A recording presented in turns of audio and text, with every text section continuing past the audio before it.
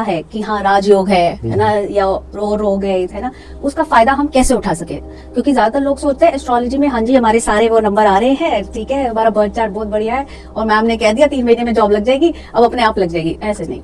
या कह लो जॉब है या मैरिज है, जो भी है उन सब में मतलब ऐसा क्या हम कर सकते हैं उनकी मदद करने के लिए कि वो करे और उनके जो भी सपने हैं, ड्रीम है ना, मैनिफेस्टेशन है, वो सब पूरी हो जाए। वो आपको गाइडेंस देता है कि क्या कहते हैं क्या करें हम कि हम अपना गोल अचीव कर सके। अगर आपका जैसे योग नहीं भी है फिर भी आप क्या क्या कर सकते हो कि वो गोल तक आप पहुंच जाओ। राजयोग है हमारे पास, ठीक है, पर हम उसको कितना यूज करते हैं वो हमारी अपनी पर्सनल ग्रोथ है।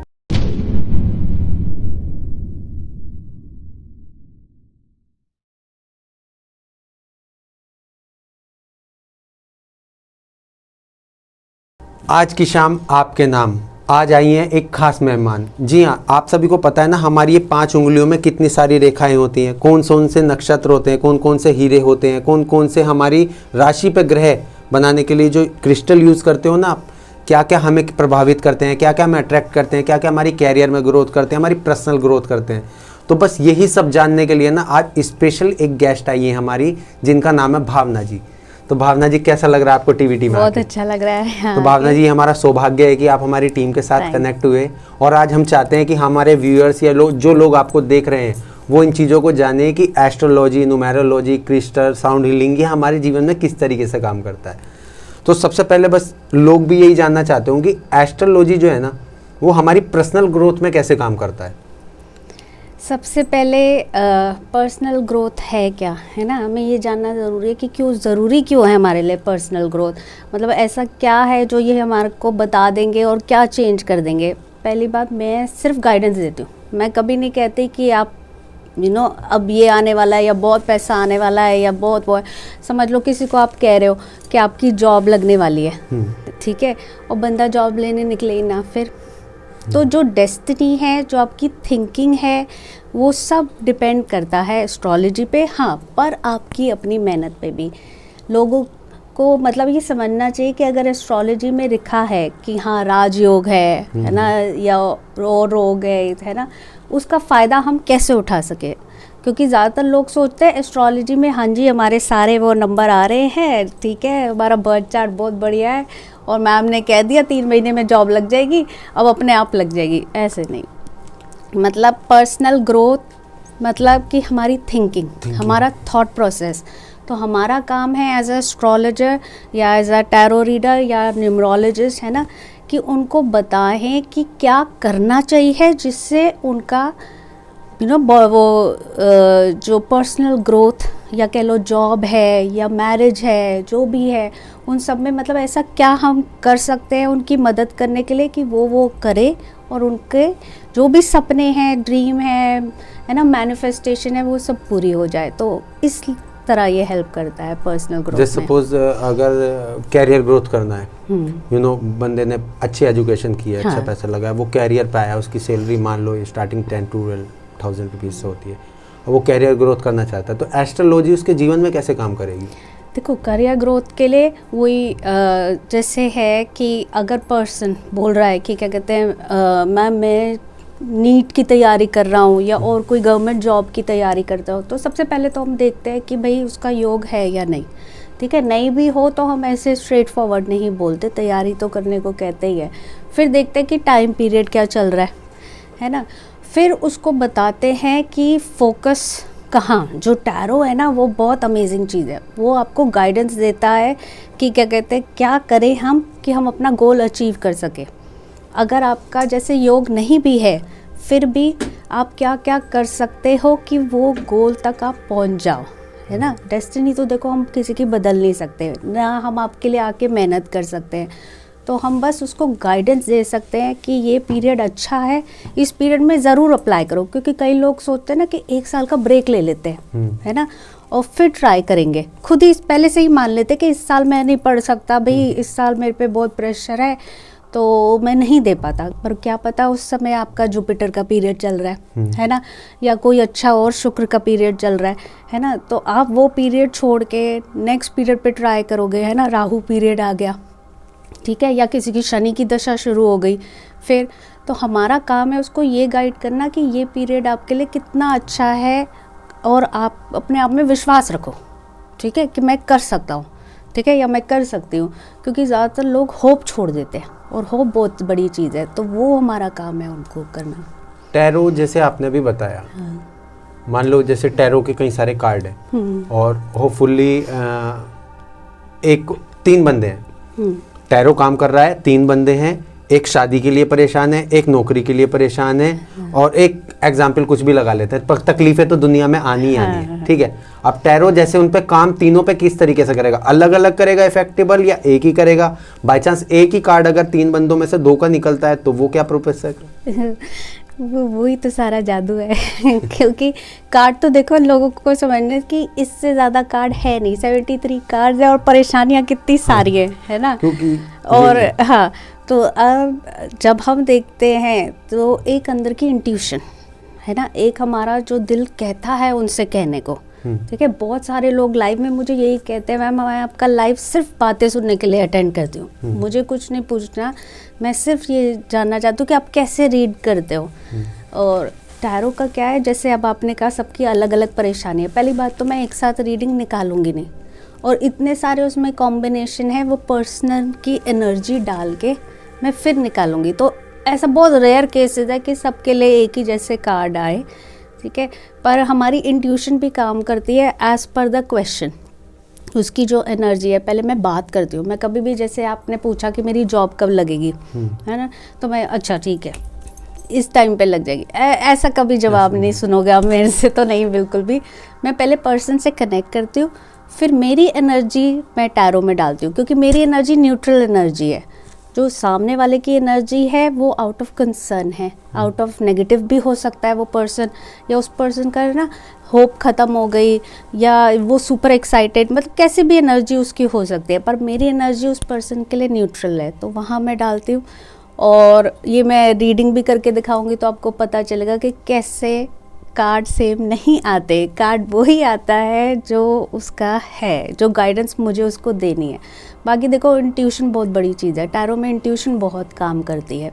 मैम जैसे अभी एस्ट्रोलॉजी की बात करते हैं, ठीक है, बहुत लोग मम्मियाँ हैं आजकल की, अपने बच्चों की वो दिखाते हैं, तो और वो जाके पता चलता है जी इसके भाग्य में गवर्नमेंट जॉब लिखी है, इसके भाग्य में राजयोग लिखा है जैसे, ठीक है, और वो बंदा आज प्राइवेट कर रहा है 30 साल बाद भी, आप समझ रहे हैं, तो क्या इफेक्टेबल है? देखो, जैसे मैंने तब भी कहा था कि अगर ये चीज़ आपके पास है और आप यूज़ ही ना करो, अब समझ लो फॉर एग्जांपल आपके पास हाथ है, ठीक है, पर आपको चाहिए नहीं कोई और ही आके मेरे लिए चाय भी बनाए, आके पिलाए भी, खिलाए भी, सुलाए भी, तो उन हाथों का क्या फ़ायदा, है ना। क्योंकि जो जादू है, भगवान ने हम सबको एक जैसा बनाया, पहले तो मैं ये मानती हूँ, हर एक में ऊपर नीचे थोड़ा बहुत है, पर सब एक जैसे हैं, है ना। पर ये है कि सबकी बुद्धि है ना, सबकी बुद्धि भी सेम है, पर कहीं इतनी इस्तेमाल करते हैं, कहीं इतनी इस्तेमाल करते हैं, है ना। तो वैसे ही राजयोग है हमारे पास, ठीक है, पर हम उसको कितना यूज़ करते हैं वो हमारी अपनी पर्सनल ग्रोथ है। आपने बताया, मैं बहुत अच्छे से समझाऊँ, ये मैं समझ गया हूँ कि लाइफ में ना होता है यार, देखो चीज़ें खुद से भी करनी होती है, जब तू खुद के नहीं करेगा तो वास्तु क्या काम करेंगे। हाँ। लेकिन एक पार्ट और आता है, न्यूमेरोलॉजिस्ट। हाँ। अब संख्या भी काम करती है, बहुत से लोग गाड़ी ले लेते हैं 001, हाँ, किसी को कुछ डिजिट पसंद है। अच्छा, एक चीज़ लोग गलत करते हैं कि जैसे आपके लिए 6 नंबर काम कर रहा है, आपने ले ली गाड़ी जो इसका टोटल आया 6 या 9 या 8, ठीक है, आपको सूट कर गई, अगला बंदा सोचे कि मैं भी ये ले लूं, और उसको सूट नहीं करती। अब काला रंग शायद आपको सूट करे, मुझे ना करे, है ना। तो हमारे सबको ये समझना चाहिए कि जो नंबर है ना, वो हमारा जो ऊपर वाले ने दिया है, जैसे लैपटॉप है ना, लैपटॉप जैसे बन के आया था, है ना, उसमें आप अपग्रेड कर सकते हो, पर लैपटॉप की ब्रांड बदल सकते हो, या लैपटॉप के अंदर के पुर्जे सब निकाल के उसको यूज़ कर सकते हो, नहीं ना, कि मैं ऊपर लगा लूँ वो एप्पल का और अंदर माल कुछ और है ना, तो कितने दिन काम करेगा। तो वो वही कह रही कि जैसे आपको बना के भेजा है उन्होंने, तो वो नंबर सिस्टम से बना के भेजा भगवान ने। जैसे आपने अभी कलर का बताया, ब्लैक कलर, हाँ, तो कलर भी इफेक्टेबल है बहुत। सबको अपने, जैसे आपके जो नंबर है उसके हिसाब से कलर होते हैं, जैसे राहु वालों को ना, या शनि वालों को, है ना, कईयों को काला सूट करता है, कईयों को नहीं करता, है ना। तो हर दिन के अलग कलर है। अब आप मुझसे पूछ रहे थे ना, सोमवार को इस भगवान का है, मंगलवार को इससे है, तो उसी हिसाब से सोमवार का जिसका नंबर आता है, जैसे उसको सफ़ेद सूट करता है, मंगल में लाल सूट करता है या ऑरेंज सूट करता है, बुधवार में हरा है। तो हर डे का भी कलर है और हर उसका भी कलर है। तो हर किसी को हर कलर नहीं सूट करता, हर किसी का हर नंबर नहीं सूट करता। अच्छा मैम, जैसे 10 है, 0 है, 20 है, 30 है, ये डेट और 0 लग रहा है, मतलब उसकी डेट ऑफ बर्थ में 0 आ रही है, तो बंदा, मैं सुनता हूँ, मतलब मैंने पूछा किसी से तो कहने लगे इसके में 0 आ रहा है तो बहुत बड़ा वो होता है, 0 आना अच्छा नहीं होता, 0 डेट ऑफ बर्थ में आना। तो क्या ये सही है कि 0 अगर किसी की डेट में है तो? डिपेंड करता है। जैसे वैसे तो हम उसको एक नंबर ही लेते हैं, 1 और 0 को, है ना। तो जो उसका औहदा है वो लीडरशिप का ही रहेगा। पर 1 और 0 जब लग जाता है तो जैसे जितना ऊपर जाएगा तो उसको उतना नीचे ही आने का खतरा है, पर हो नहीं, आप बचा सकते हो। मतलब ये नहीं, जो लोग कह देते ना गारंटी ये तो फेल होगा, ऐसे नहीं बोलना चाहिए, है ना। क्योंकि चांसेस है, आप भी तो सीख रहे हो ना, इतने टाइम से आपने भी तो दुनिया देख ली है अब, तो अब आपको भी पता है कि ये मैं करूँगा गलत है और ये मैं करूँगा तो ये मेरे लिए ठीक नहीं है, तो आप रोक सकते हो तब भी। तो हमेशा हाँ, 0 का लगना अच्छा नहीं होता, पर मैं नहीं मानती कि इंसान उसको चेंज नहीं कर सकता या इंसान डर के ही रहे। अब बोल दिया जी 1 और 0 है तो अब तो मेरी लाइफ खराब ही है, फिर आप ट्राई भी करना छोड़ दोगे कि भैया मैंने तो फिर 0 हो जाना है, मैं ऊपर गया नंबर 1 सूर्य का नंबर, फिर मैं 0 हो गया, अब मैं करूँ ही क्यों, है ना। तो आप ज़िंदगी से हार मान लोगे। तो नहीं, ऐसा नहीं होता। 1 और 0 भी है तो वो किसी ने आपको कुछ सोच समझ के दिया है। तो मैं तो ऊपर वाले पे बहुत विश्वास करती हूँ कि हाँ, उसने सबके लिए बहुत कुछ सोच रखा है, बाकी हमारी मेहनत है। देखो, तो जैसे आप साउंड हीलिंग भी करते हैं, तो साउंड हीलिंग हमारे लाइफ में वो कैसे इफेक्ट करती है? साउंड हीलिंग, हाँ देखो, जहाँ आपकी दवाइयाँ फेल हो जाती है, जहाँ आपका स्ट्रेस जा नहीं रहा, बहुत लोग कहते हैं यार स्ट्रेस मत ले, स्ट्रेस मत ले, कोई नहीं, हो जाएगा हो जाएगा, है ना। या आपका कोई पास्ट लाइफ ट्रॉमा या आपके बचपन का कुछ आपके साथ ऐसा हुआ जो बड़े लोग तो समझते हैं विद टाइम ठीक हो जाएगा, है ना, पर उस बच्चे को पता है कि मैं नहीं ठीक हो सकता। बहुत सारे ट्रॉमा है हमारे, मैंने बच्चों से लेकर बड़े सब में देखा है कि कभी किसी के साथ कुछ हुआ है और वो मन में रह जाती है, मतलब उसकी विजुअल रह जाती है आपके पास। तो उस विजुअल से बाहर निकले, नहीं तो क्या होगा, आगे की रिलेशनशिप में दिक्कत आएगी, है ना। आप दोस्त बनाने से कतराओगे या आपको वो काम करने से कतराओगे कि मेरे साथ फिर ना ऐसा हो जाए। ये एक ऐसी हीलिंग है जब दवाइयाँ सारी आपकी फेल हो जाए, आपके एफर्ट्स सारे फेल हो जाए, है ना, तो तब हम करते हैं ये स्पिरिचुअल हीलिंग, तब काम आती है। साउंड हीलिंग कहते हैं इसको। इन बोल्स जो मैं यूज़ करती हूँ, हैंडमेड बोल, इनमें इतनी वाइब्रेशन होती है, और ये कोई टॉकिंग मेडिटेशन नहीं है कि मैं आपको बोल रही हूँ अब सो जाओ, अब जाग जाओ, या अब इन थॉट्स में चले जाओ, नहीं, मैं आपको वहाँ तक पहुँचा देती हूँ जब आप उस डीप थॉट में आ जाते हो कि जहाँ आपका माइंड रिलैक्स होना शुरू हो जाए। तो जैसे सपोज एक बंदा बहुत मेहनत करता है और उसको फिर उसके मेहनत करने के बाद एक फल मिलता है, तो ये उसका पहले से लिखा रहता है या उसको मेहनत के बाद ही उसको फल मिलता है? डेस्टिनी मैं तो कहूँगी बहुत बड़ी चीज़ है। जैसे मुझे भी यहाँ तक लाना था, तो किन किन रास्तों से मैं गुजरी हुई यहाँ तक पहुँचने के लिए। हाँ, मेहनत भी ज़रूरी है, क्योंकि अब मुझे डेस्टिनी ने यहाँ पे लगा दिया, है ना। अब इसके बाद क्या, मेरी ग्रोथ मेरे हाथों में है ना। डेस्टिनी ने तो बोला ये तुम्हारे लिए है, ये करो। डेस्टिनी ने मुझे जैसे पहले भी बहुत हेल्प की कि जैसे फटाफट मेरी जॉब लग गई, मैंने अपना काम शुरू कर दिया, काम बहुत सक्सेसफुल हो गया।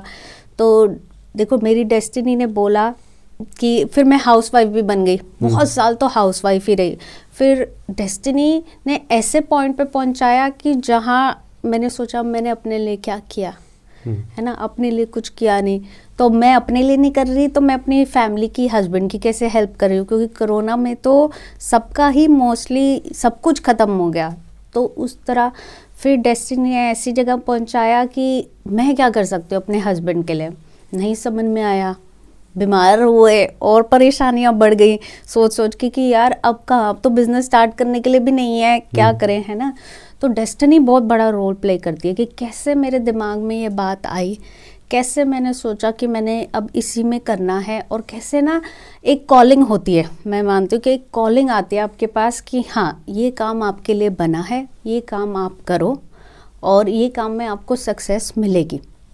तो मैंने तो खैर टचवुड जो भी कब जब भी किया, चाहे मदर रही हूँ या अपना बिजनेस किया या जॉब किया है, बहुत अच्छी ग्रोथ रही है। तो ये डिफरेंट है मेरे लिए भी, है ना, क्योंकि स्पिरिचुअली तो हम कनेक्टेड थे ही शुरू से, है ना।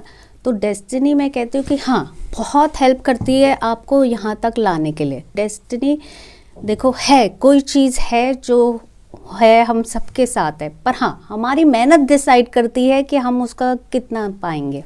टैरो में सबसे ज्यादा खतरनाक कार्ड कौन सा है जिसे देख के बस आदमी? कोई खतरनाक कार्ड नहीं है, लोग डर जाते हैं। There is devil card, there is death card, tower card मतलब सब खत्म, बिल्कुल रॉक बॉटम। अगर वो किसी का आ गया तो उसको उम्मीद देनी पड़ती है। देखो रॉक बॉटम माने नीचे, सबसे नीचे, है ना, उसके नीचे तो कुछ नहीं है, रॉक बॉटम है वो, है ना।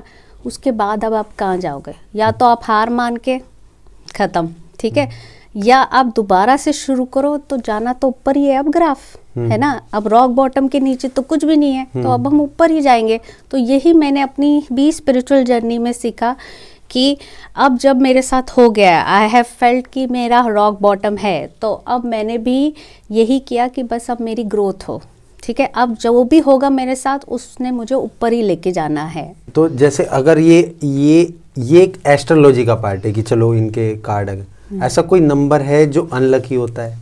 नंबर कोई भी अनलकी नहीं है। मैं वही कह रही थी, जो आपके लिए लकी है शायद मेरे लिए अनलकी है, जो मेरे लिए अनलकी है शायद आपके लिए बहुत लकी है। नंबर कोई भी। अच्छा, सम और विषम वाला जैसे एक होता है 2 से कट जाए, एक होता है नहीं कट जाए, वो भी लकी है, अनलकी में आते हैं? नहीं, एक जो वो नंबर आप कह रहे थे, जैसे 13 नंबर लोगों को बहुत डर लगता है ना। या नंबर हो गया कि क्या कहते हैं 7 नंबर से बहुत लोग डरते हैं, बट 13 को अगर आप जोड़ो तो क्या बना?